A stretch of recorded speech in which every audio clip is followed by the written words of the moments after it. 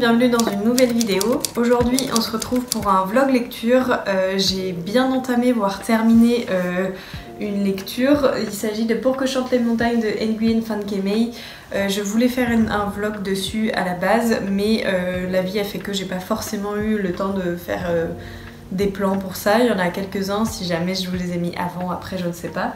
Donc pour vous parler rapidement, alors juste j'en suis à la page 367, donc il me reste vraiment que ça à lire, il me reste vraiment plus beaucoup à lire. Et j'adore ma lecture. Pour vous faire un rapide résumé, on va suivre une famille vietnamienne durant la Seconde Guerre mondiale et la guerre du Vietnam, puis après la fin de cette guerre. Et on a deux points de vue principaux, la grand-mère pendant la Seconde Guerre mondiale et la petite fille pendant la guerre du Vietnam. Alors au tout début, ils ont mis un arbre généalogique pour qu'on puisse un peu se repérer. Et c'est franchement pas mal parce que c'est un peu compliqué à suivre parce que clairement, si je vais vous parler des personnages, etc., je vais écorcher leur nom, c'est sûr et certain. Déjà, le nom de l'autrice, c'est sûr que je l'ai écorché. Alors du coup, pour vous repérer un petit peu, la grand-mère s'appelle Diolan et la petite fille c'est... mince, comment elle s'appelle déjà? Wong. Et voilà, du coup on va suivre ces deux personnages principaux là, mais avec ses oncles, ses tantes, etc. Pour vous parler un petit peu plus de cette histoire, je trouve que les deux points de vue sont hyper intéressants. Les personnages sont vraiment un gros point fort dans cette histoire parce que la grand-mère, du coup Diolan, est vraiment très forte. C'est un personnage très fort, une femme qui a vécu énormément d'épreuves, qui a tout fait pour sa famille et qui se bat encore pendant la guerre du Vietnam. Enfin, elle essaye de lutter comme elle le peut pour vivre et offrir une vie décente à sa petite fille malgré toutes ces conditions, comme elle l'a fait pour ses enfants. C'est un personnage que j'aime beaucoup, mais qui est très très marqué par toutes ces épreuves et ça se ressent dans certains points de vue qu'elle peut avoir.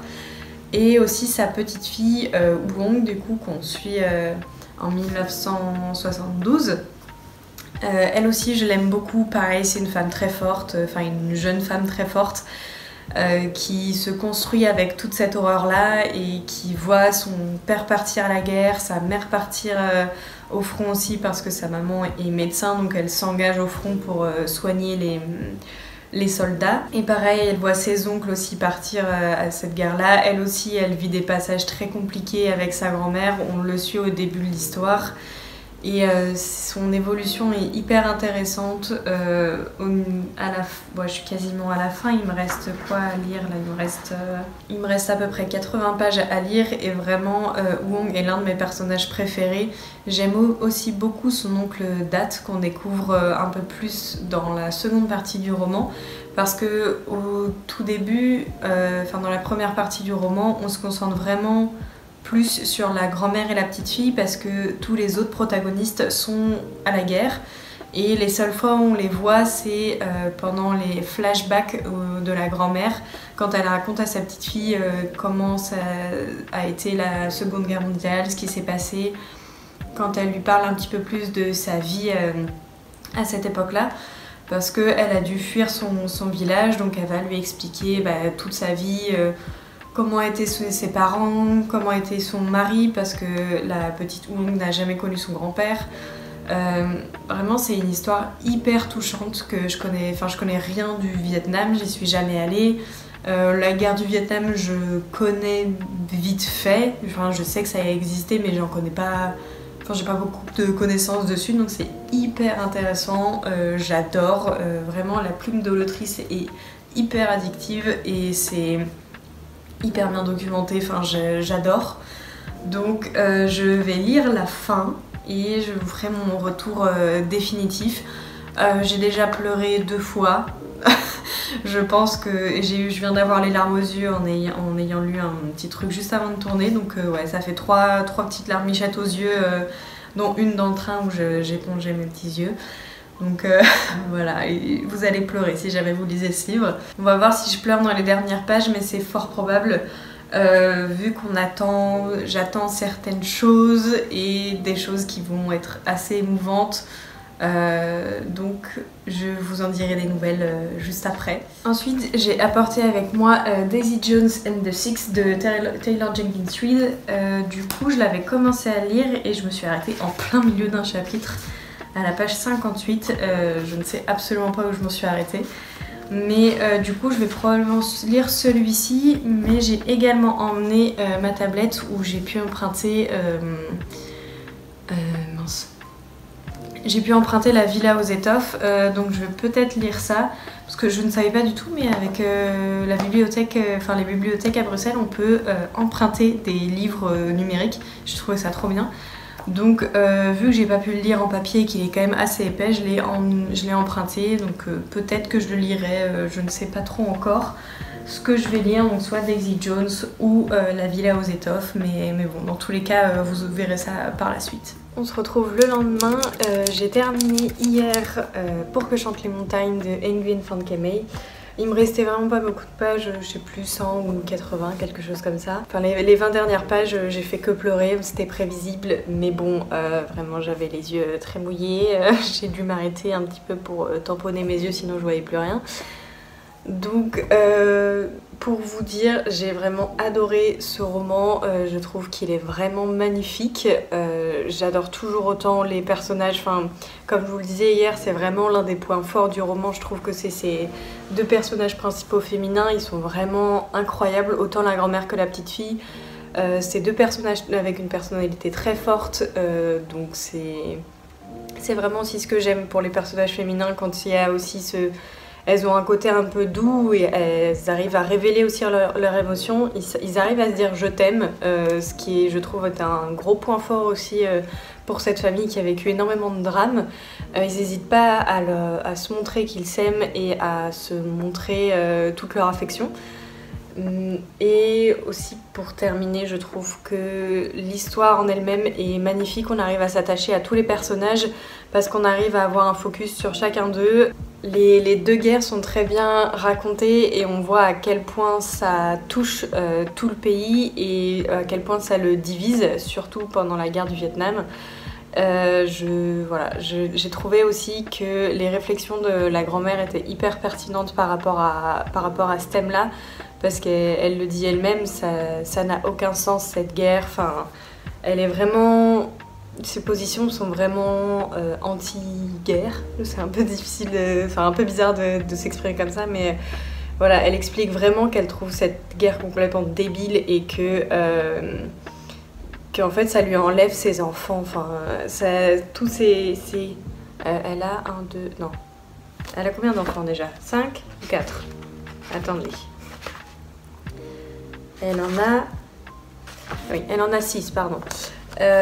Du coup, oui, elle a tous ses enfants qui sont à la guerre ou en tout cas ils sont mobilisés parce qu'il me semble qu'il n'y a que sa fille Anne qui n'est pas à la guerre parce que du coup la mère de Wong, Ngoc, je suis désolée pour la prononciation, je pense que je les massacre, mais du coup elle est médecin, donc elle est partie sur le front pour soigner les soldats, mais je crois que je vous l'ai déjà dit hier ça. Donc vraiment il y a c'est 5 de ses enfants qui sont au front, donc vraiment c'est terrible pour elle déjà il y a tous ces bombardements. Elle se demande est-ce que ses enfants sont vivants parce que les lettres se font très rares. Donc c'est vraiment terrible pour une mère de voir tout ça. La petite fille aussi, elle se demande est-ce que ses parents vont bien, est-ce que ses oncles et tantes vont bien, et puis elle voit aussi autour d'elle ses camarades qui reçoivent des lettres et qui voient les officiers arriver chez eux pour leur annoncer des mauvaises nouvelles. Voilà, ça a été assez difficile. Non, ça n'a pas été difficile à lire, mais en ressenti, j'ai eu beaucoup mal au cœur. Et j'étais très triste de quitter ces personnages parce que même il y a un plot twist à la fin, incroyable. Je m'y attendais pas du tout, j'ai été très surprise. Il y a eu 2 plot twists, un gros et un plus petit, je m'y attendais pas. Et vraiment, quand j'ai lu le plot twist, j'ai fait genre... Voilà. Je suis très expressive quand je lis, donc parfois mon amoureux se joue un petit peu de moi et rigole un petit peu quand il me voit comme ça, mais Mais là, il m'a pas vu, il était au travail.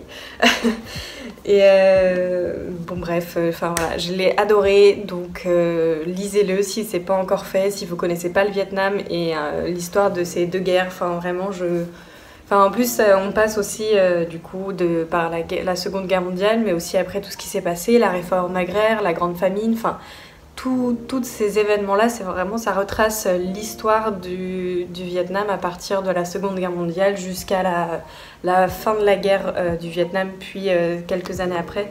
Je crois que ça se termine en 1980, si je dis pas de bêtises. Attendez. Les derniers chapitres, c'est à environ 1980. Donc voilà, on suit une grosse partie de l'histoire du Vietnam et voilà, lisez-le si vous voulez découvrir le Vietnam, si vous aimez les histoires de famille. Moi j'adore les romans de chez Charleston, il y en a énormément qui me font beaucoup envie. C'est une maison d'édition que j'aime énormément aussi, donc voilà, n'hésitez pas si jamais ça vous tente, lisez-le. De toute façon vous êtes obligés, je vous le dis, lisez-le. Normalement, je vais commencer aujourd'hui Daisy Jones and the Six de Taylor Jenkins Reid. Ici, je les ai aux éditions Penguin, je crois. Oui, Penguin, c'est ça. Donc, c'est l'autrice de The Seven Husbands of Evelyn Hugo, donc les 7 maris d'Evelyn Hugo en français. Et je crois qu'ils ont gardé Daisy Jones and the Six pour le titre français. Par contre, je sais pas dans quelle maison d'édition c'est publié en français. Bref, j'avais lu celui-ci, Evelyn Hugo, en janvier de l'année dernière. J'avais adoré, je l'avais lu en anglais aussi. Et si jamais vous voulez commencer à lire en anglais, Taylor Jenkins Reid, c'est hyper... Enfin, c'est très accessible. Et donc, pour vous résumer très rapidement l'histoire, on va suivre Daisy Jones and the Six, qui est un groupe de rock dans les années 70. C'est ça 70. Ouais, c'est ça. Donc c'est un groupe de rock fictif et on va suivre leur histoire. Voilà. Et ici, c'est sous forme d'interview. Voilà. Parce que Taylor Jenkins Reid aime bien donner des formes un peu originales à ses romans. Pour l'autre roman, c'était sous forme d'interview entre passé et présent. Et là, ça va être plutôt chronologiquement... ça va être fait plutôt chronologiquement entre plusieurs périodes et à chaque fois c'est plusieurs membres du groupe qui parlent. Pour l'instant j'ai un peu découvert qui était Daisy Jones, qui étaient les Six, parce qu'au début ils sont pas encore ensemble, c'est deux entités séparées. Enfin, Daisy Jones est seule et The Six c'est un groupe. Ah, quelle explication, c'est... un peu de mal avec les explications, hein. Enfin, bon, bref, normalement je vais continuer à le lire cet après-midi. J'ai juste quelques trucs à faire pour la fac et je le ferai après. Mais je voulais juste aussi vous montrer la bibliothèque de mon copain. En fait, il ne lit absolument pas, donc je vais vous montrer les 2 seuls romans qu'il y a ici. Voilà, parce que je trouve ça rigolo, c'est tout. La seule petite bibliothèque que mon copain utilise, c'est celle-ci. Et comme vous voulez le voir, il n'y a que 2 livres. Donc un livre sur l'ambient music qu'il n'a pas lu, et un livre sur le Bitcoin qu'il n'a... Il a lu, hein, mais pas en entier. Et ça fait je ne sais combien de temps qu'il a ça chez lui. Donc quand je vais arriver avec tous mes livres, au moins j'aurai toute la place pour moi, parce que il n'y aura que ça à loger pour lui, donc ça devrait aller, quoi. Vendredi, je viens vous reparler de Daisy Jones and the Six. Je l'ai avancé hier et un petit peu ce matin, et je vais continuer à le faire toute la matinée. Donc hier j'étais à la page 50 et quelques, je sais plus trop. Et là je suis à la page 140, donc j'ai lu un quart du livre à peu près. Et sans surprise, j'aime énormément. Je trouve que le format interview est hyper intéressant. Parce qu'on a vraiment enfin, j'arrive à me représenter tous les personnages et qui s'interpellent un peu entre eux en ayant parfois différentes versions de certaines histoires, etc. Parce qu'en fait, leur interview se passe, j'ai l'impression, quand tout est terminé, enfin en tout cas des années après. Mais ils expliquent chronologiquement ce qui s'est passé, du coup ils ont chacun un point de vue différent. Et je trouve que c'est vraiment hyper bien pensé. Et ils ont du coup une façon de parler très orale, du coup ce qui rend l'anglais un peu plus facile. Mais à certains moments ils utilisent certaines expressions ou des trucs de technique que j'ai pas forcément. Donc donc je regarde sur mon téléphone. Mais en tout cas, je vais continuer à le lire ce matin et je pense pas le terminer avant la publication de cette vidéo parce que même si l'anglais est assez accessible, ça reste de l'anglais, donc je lis moins rapidement que si c'était du français. Ouais, il fait à peu près 380 pages, 390. Je vais voir si j'arrive à le terminer avant dimanche, mais bon, si jamais, vous aurez mon point lecture sur YouTube ou je en ferai une chronique sur Instagram. Voilà.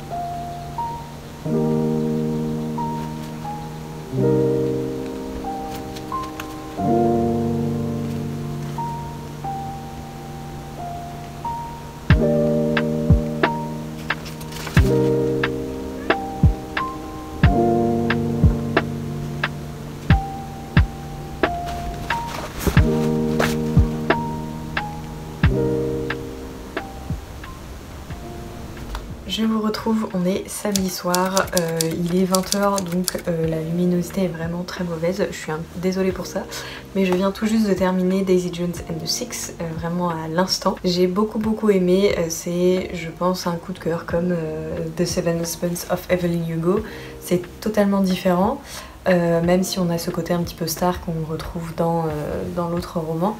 Mais j'ai adoré les personnages, surtout Billy et Daisy Jones, je trouve qu'ils sont très touchants. Billy est le chanteur des Six et bon, bah, Daisy Jones c'est une chanteuse aussi. Et en fait on a à chaque fois leurs points de vue qui sont très différents, mais on arrive à comprendre toutes les complexités de leurs chansons, de leur état, de leurs émotions. Enfin, en fait, on suit toute la création de ce groupe, comment Daisy Jones va se greffer aux Six, comment ils vont créer un album ensemble, comment cet album va être accueilli par le public. Enfin, il y a toutes ces étapes-là et les étapes de création, je trouve qu'elles sont super intéressantes à chaque fois de voir comment chaque titre a été fait. Et si jamais ça vous intéresse aussi, l'autrice Taylor Jenkins Reid, elle a mis à la fin toutes les chansons qui sont présentes dans le roman. Du coup, elle les a toutes écrites et conservées là dans cette petite partie du livre. Donc j'ai vraiment beaucoup aimé. J'ai aussi beaucoup aimé Camilla, qui est la compagne de Billy. Et je trouve qu'elle c'est un peu la voix de la sagesse et la voix de la raison. Mais alors, gros trigger warning, c'est un livre qui parle des groupes de rock dans les années 70, donc il y a toutes les addictions possibles, la drogue, l'alcool, le sexe. Voilà, il y a toutes ces addictions-là, donc si vous êtes sensible à ça, enfin voilà, on va parler de toutes sortes de drogues, et c'est vraiment un peu cliché des années 70 des groupes de rock, mais bon, c'est tout bien représenté dans le livre, hein, c'est vraiment tout ça. Donc en tout cas j'ai vraiment beaucoup aimé, je sais pas si je l'ai préféré à l'autre roman que j'ai lu de l'autrice, mais en tout cas ça fait partie d'une de mes très bonnes lectures et voilà, je l'ai un peu rushé pour la fin pour vraiment vous faire mon avis avant que la vidéo ne sorte du coup qui est demain. Il faut que je continue à monter cette vidéo pour que tout soit en ordre et que je puisse vous la sortir à 10 h. Mais en tout cas, si jamais vous voulez un livre pour l'été, je pense que c'est une bonne alternative parce que vraiment on a ce côté un peu très chaleur des concerts, enfin ça fait penser un peu au festival, tout ça. Et ce côté groupe des années 70, j'ai adoré l'idée et aussi le fait que ce soit en interview et qu'on ait tous ces points de vue, je trouve ça hyper intéressant. Mais ça, je crois que je l'ai déjà dit. Je vais vous montrer une page pour vous montrer un petit peu comment c'est agencé. Donc là, par exemple, vous avez en fait à chaque fois du coup le nom de la personne. Je sais pas si ça focus. Voilà. Vous avez du coup le nom de la personne. Ici, Karen, c'est la personne qui s'occupe du clavier. Je sais plus comment on appelle ça. Mais du coup, vous avez du coup Karen et après Daisy. Et ça s'alterne comme ça. Et à chaque fois, vous avez tout ce qui se dit et entre parenthèses au début vous avez les personnes qui elles sont. Par exemple Nick Harris, il y a écrit entre parenthèses rock critic, du coup un critique de rock. Et voilà, pour pas que vous soyez un peu perdu non plus, il y a deux trois personnes un peu plus ponctuelles que les membres du groupe, pardon, qui interviennent de temps en temps. En tout cas, j'ai vraiment beaucoup aimé. Et voilà, ça m'a donné très envie de re-regarder Californication. C'était une série que j'ai vue il y a quelques années maintenant et qui traite aussi de ce sujet-là, des années rock'n'roll, des années 70. Enfin voilà, j'avais beaucoup aimé la série, donc ça m'a donné très envie de la revoir. En tout cas, je vous conseille vraiment ce roman ainsi que celui que je vous ai présenté aussi juste avant. Pour que chante les montagnes, je suis un petit trou de mémoire, mais voilà, en tout cas c'est deux romans que j'ai beaucoup aimés, j'ai adoré mes lectures. J'espère que cette vidéo vous aura plu, n'hésitez pas à me dire ce que vous en avez pensé dans les commentaires. Encore une fois, je suis désolée pour cet éclairage vraiment pas dingue, mais bon voilà, j'espère que vous m'en tiendrez pas trop rigueur. Et voilà, je vous souhaite une très bonne journée, très bonne soirée, bref, on se revoit dans une prochaine vidéo. Salut!